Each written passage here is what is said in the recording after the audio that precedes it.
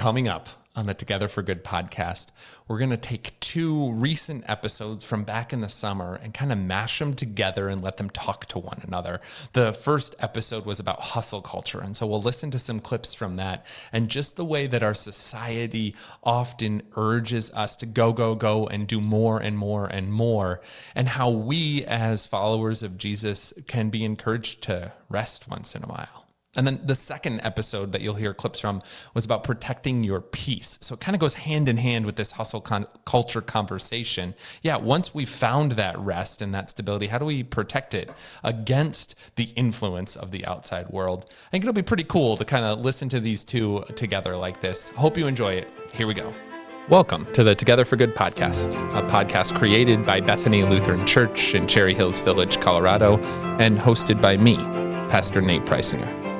On Together for Good, our goal is to provide practical, engaging content that supports you without expectations. Whether you're feeling disconnected from traditional religion or simply exploring what faith means in your life, we are here to walk alongside you. No matter where you are on your journey of faith, we're glad you're here.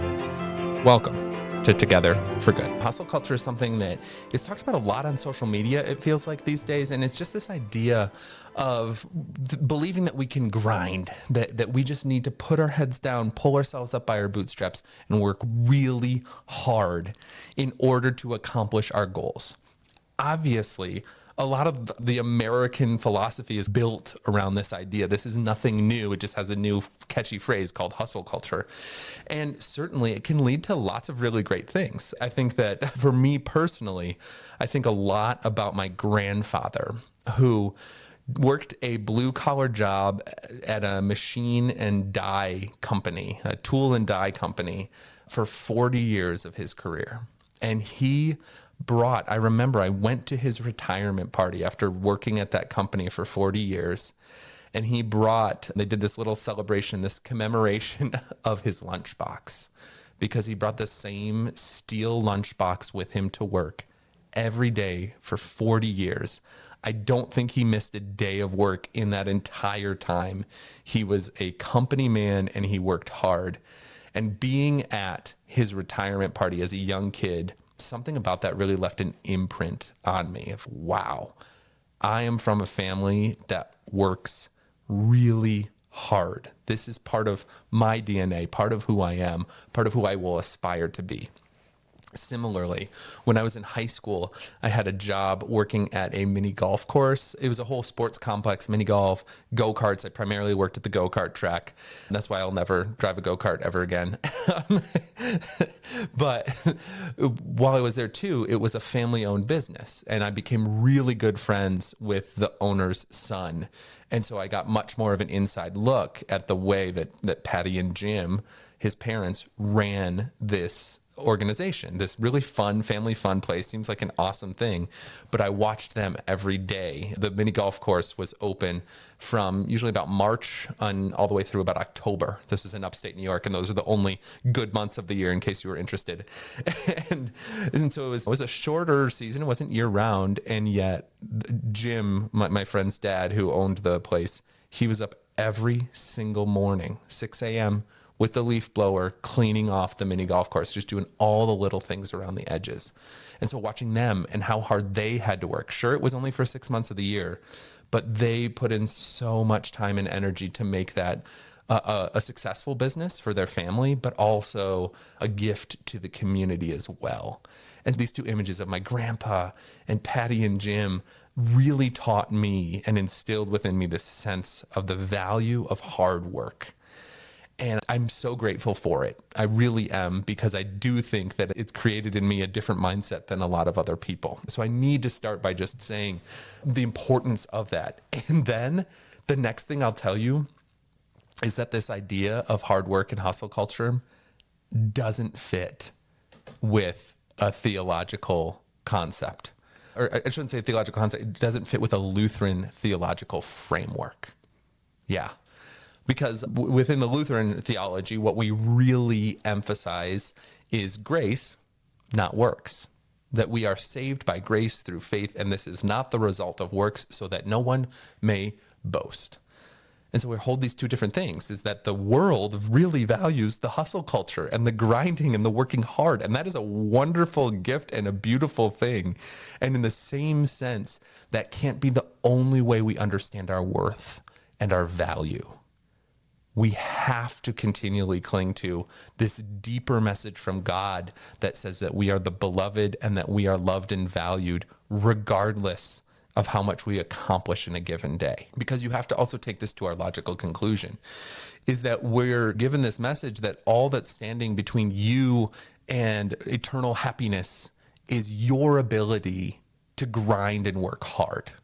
If you could just stretch your 10-hour day into a 12-hour day, maybe you'd be further along in your career and you'd feel a lot more fulfilled.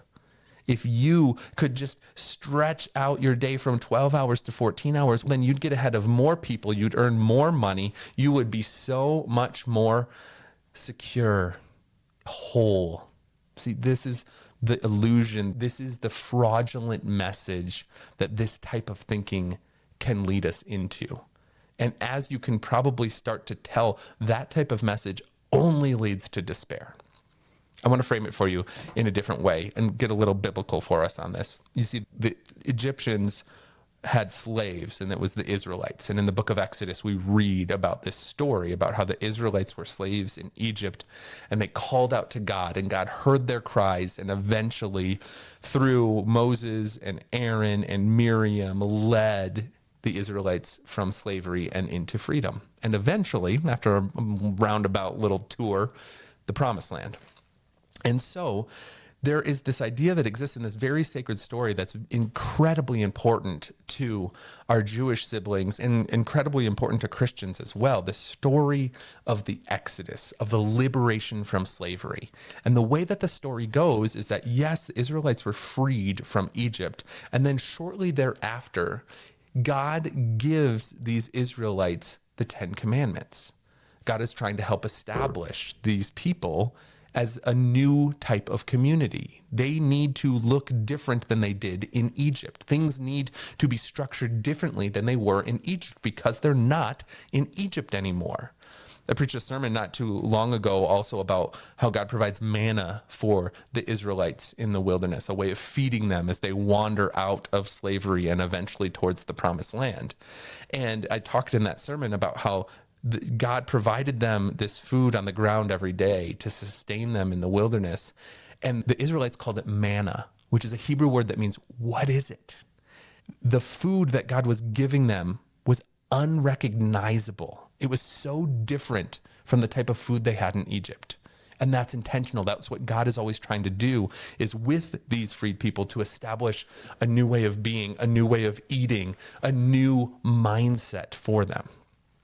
And core to all of this is those 10 commandments. And we think of those 10 commandments as these 10 rules that we have to follow, that we have to achieve or accomplish. Hustle culture, right? This is what I need to do. This is my to-do list for the day. Top 10. All right, let's go. But what if this is also God's gift to us? These are the 10 best ways to live. God is freeing the Israelites again and again, freeing their minds, freeing their perspectives in order to move into something more generous and powerful and life-giving. The Israelites were slaves. They worked in Egypt 24 hours, maybe not 24 hours a day. They were given time to rest, but 7 days a week, 365 days a year. And so by God establishing the Sabbath day and commanding them to keep it holy, God is building into their very system of life a reminder that they are no longer defined by their work. You aren't in Egypt anymore. You don't have to work 7 days a week. In fact, I command you, God says, to take at least one day to do nothing. Let that day be a reminder of what God has done for you. Let that day be a reminder that God sees value in you even when you don't work. And so you're beginning to see how God is longing for us even still today to break free of this mindset that we're not in Egypt anymore, that we don't have to hustle and grind 24 hours a day, 365 days a year, that our worth is built on a system that's so much different than what we might hear in the rest of the world. I read a book recently called Low Anthropology by David Zoll, and it really was excellent. I can't recommend it highly enough. And it really changes the way, at least for me, that I think about things. And what he's arguing for in the book is that what we need to adopt is a low anthropology, a lower view of ourselves and others. Because in hustle culture, we have this high anthropology, he would say. We have this idea that the only thing standing between us and accomplishing our goals is our willpower. That if we just worked a little bit harder, yes, we could do what everyone else is doing. And you could begin to see this puts a lot of trust and places a high value on what humans are capable of. Yeah, the only reason that I'm not successful is because I just can't get out of my own way. Like, I just need to work harder. I just need to grind a little bit more. And we look at the people who are successful and, oh my gosh, see, they can do it. Look at, they've got everything figured out. In this high anthropology way of looking at the world, we begin to think that everyone else has the secret except for us, that we're somehow lacking. And you can see how that easily devolves you into despair. But what David Zoll argues for in his book, Low Anthropology, is for us to adopt a low view of humanity. Hear me out. To be honest about the fact that everyone is a little bit broken. That, as the Bible says, all have sinned and fall short of the glory of God. That all of us wish we could have more willpower, more grit, more resolve, and yet again and again we fail and fall in the same places. And so when we can start to be honest about that side of ourselves and start to realize that we're not lacking the secret, that everyone else is in the same boat as us. And in fact, some of us are just good or better at masking it than others. But that doesn't mean that they're happier or more secure or more successful. And when you adopt this lower anthropology, it really opens you up to be more gracious with yourself and with others, which is, of course, always the message that God wanted us to hear. All of this is a part of God's message to us, is that God is with us in these horrible moments. And that, frankly, it doesn't matter how hard we work. That's not going to save us from this despair. Jesus kept all of the laws perfectly. Jesus did all of the hard work and still ended up nailed. And so when we feel nailed, God is there with us. And that's part of what we need to internalize as well, is that it can't just be about making ourselves look good enough. It's not about another Instagram filter or another life hack or another promotion. Like, those are nice things, but they're not what God needs us to hear or who God needs us to be. And in fact, the reason all those things can be fine in isolation, but when we start to convince ourselves that our happiness or our fulfillment will be found in a promotion, in a life hack, in a filter, when we start to adopt that mindset, that always leads to despair. Because as soon as you get to that point, as soon as you have instituted the new life hack, as soon as you've gotten the promotion, you get there and you open the corner office expecting to find satisfaction finally, and you'll realize that there's still a part of you that's out of whack and unhappy and not whole. Because those things were never what's going to satisfy the longing of the soul. And that's where this whole hustle culture idea just lets us fall short. And we have to reorient. What is a much better way is this way of God that involves a Sabbath, a rest, that involves taking a regular rhythm to convince ourselves, to remind ourselves, I should say, that we are loved for who we are, not for what we accomplish. And beyond that as well, taking the time to recognize that we owe it to ourselves and to the rest of humanity to maintain this gracious mindset as well.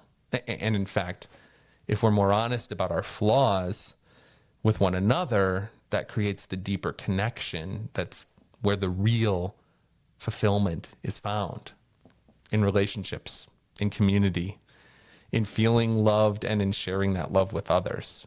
This has always been a part of God's design, going all the way back to the Israelites freed from Egypt. How do we protect against the fact that the world is constantly trying to pull us away from this sense of peace? And think about how this happens. We are in a society that really expects us to work a lot and to accomplish more and more. You are often measured by what you produce, even in my industry, so to speak, right? If I was not ever contributing something to the life of the congregation, people might start asking questions like, hey, when is Pastor Nate going to do anything? That's what it means to be in a capitalist society. This is just how things work, is that we are often evaluated by what we produce. And I don't think there's any getting away from that, at least not in the near future. And so this is the reality. And yet our life of faith specifically gives us instructions, practices, ideas, theology that speaks to something very different than how the world tends to operate. Another piece to just the structures of society, we also have to mention it's not only that we are valued by what we produce and what we create, but additionally, we're in this world that's obsessed with the buying and selling and the exchange of products and goods. Advertising is prevalent and it's everywhere. And someone is always trying to sell you something. They estimate that the average human being is exposed to about 3,000 advertisements a week. And this is, right, billboards, ads on buses that drive by, social media ads, of course, television commercials. That's an exhausting place to be. Why it is so hard to continue in a sense of peace, to allow our life of faith and to allow what God has to say about us to continually rest on our hearts and minds. It's so hard because we're likely not hearing that message much during the rest of the week. Maybe you get a sense of that on a Sunday morning. Hopefully you do, but maybe not even. And then you head out into the week and you're being told that you need to work overtime and create more widgets. And on the way to work, you're being bombarded by advertisements of people who don't really care about you as a human being, but just about the ways that you can add to their company's bottom line. It's an exhausting world to live in. So how do we protect our peace? What is the spiritual sunscreen that will protect us from this onslaught? It's not what you're thinking. It's not a 10-step program to get more spiritually fit. It is rather a reorganizing of our mindset and the new understanding of who we are and our identity. And this is very biblical. This is one of the most clear places where God is trying to instill within the chosen people a new understanding. In Egypt, as I've said, they worked 7 days a week, 365 days a year. They never had time or the ability to rest. That wasn't how their life was programmed for them. God is trying to help them remember something different. Remember the Sabbath day and keep it holy, because now you're breaking this old Egyptian system. Not only that, but in the breaking of the old Egyptian system, you're remembering what God has done for you. You're remembering the preamble to these 10 commandments. We're not in Egypt anymore, and so I don't have to work 7 days a week. We're not in Egypt anymore, so I'm no longer a slave. I'm a free person, and my God has told me to take a day to rest. We think about the 10 commandments as just, these are God's instructions, we must do them. But they're actually these incredible gifts that God is giving to us in order to help us live into a new understanding, into a new reality, into a new identity. We don't have to be slaves to our jobs. We don't have to be measured just by what we produce. We believe in a God who loves us as we are and who invites us to live beyond the mechanisms of this society where our worth is completely measured by what we create or by what we purchase. And so this is how we protect our peace, is by resting, is by doing nothing, is by doing the opposite of what society demands of us. Not buying, not selling, not producing endlessly, but just slowing down, doing nothing. And notice how exactly what I'm articulating also has a very clear theological bent to it. One of the things that the Christian church emphasizes, especially the one that I'm a part of, Go Lutherans, Martin Luther was really big on the idea of grace, not works. And this sense is that it is about what God does for us, not what we can do or produce for God. It's the way I like to describe it is using math. And some of you have definitely heard me say this before. But in math, you learn the order of operations. And so you learn that please excuse my dear Aunt Sally, parentheses, then exponents, then multiplication, then division, then subtraction, then addition. I think I did that relatively the correct order. Some of those can flip, but you have to do it in that order or you'll get the wrong answer. If you get a math problem that says 2 plus 1 times 3, if you just read that left to right, 2 plus 1 is 3 times 3 is 9, you might think. Oh, but if you do it in the correct order, you have to do multiplication first. So 2 plus 1 times 3, you have to do the 1 times 3 first, which is 3, plus 2 is 5. See how we ended up in two very different places there. You have to do it in the right order. That's all I'm trying to say. And within Christian theology, the idea is that we are saved by grace through faith, and this is not the result of works so that no one may boast. And what that means is that God acts first. Grace comes to us first. It is about God's saving action in Egypt first. And then we get to respond to this grace with good works of our own. It's not a sense of just giving all of us a free pass, like everyone's saved, do whatever you want. A little irony there. No, it's about the fact that God has done something for us first, and then we are so moved by this love and grace shown to us that we can't help but respond with good works of our own. That's the story of Exodus. God frees the Israelites first, and then they respond by living out the 10 commandments. But it even is within there. God says and programs within all of this, as we've been talking about, you need to rest. You aren't in Egypt anymore, where your work was all that mattered. Notice if you do this in the wrong order, you end up back in Egypt. I need to work really hard. I need to do exactly what's right. I need to make sure that I'm living out my faith exactly and to the letter of the law so that God will love me. That's just ending up back in Egypt, where you're completely measured by what you produce, by what you create. It is the message of our world as well. You are only as good as the next great thing that you do. Keep working, keep producing. The world demands it of you. God flips the script entirely and says, no, it's about my love for you first. I call you beloved.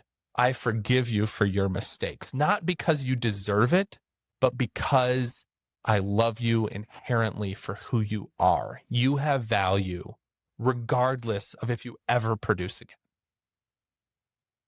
And so this is how we protect our peace.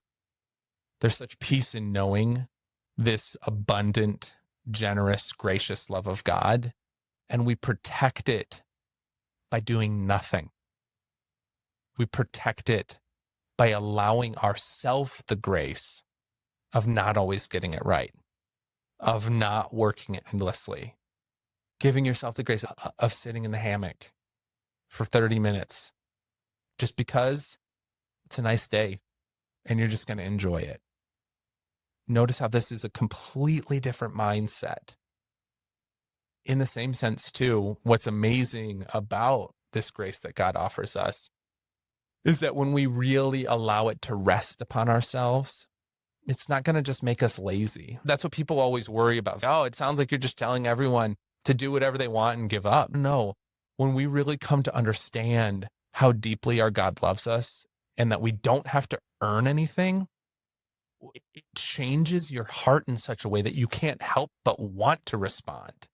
Again, the order of operations, the grace comes first, and then you can't help but reach out with good works of your own. Not because you think you need them, not because you need to prove to God that you're good enough, but because you have to respond with gratitude. And the only way you can think to respond is by sharing the message with someone else, is by sharing that level of compassion and grace and love with another person who you know needs it. This is how we protect our peace, friends, by doing nothing, because God has already done all of it for us. Okay, so there you go. Hustle culture, protecting our peace. I think relevant themes for the way of life these days and how beautiful and wonderful it is that our faith encourages us to live differently and to not be pulled in to the hustle and the grind all the time, to rest and just embrace the peace that Christ offers. I hope this gave you some new things to think about, and that maybe this week you can just take some time to do nothing, to just be where your feet are and not need to be anywhere else. As always, thanks for listening. Maybe share this with a family member or friend who needs a message of slowing down. And as always, friends, stay in peace. Thank you for listening to the Together for Good podcast. If you'd like more resources for your walk of faith, please visit our website, bethany-denver.org, or download our mobile app by searching Bethany Connect in your phone's app store.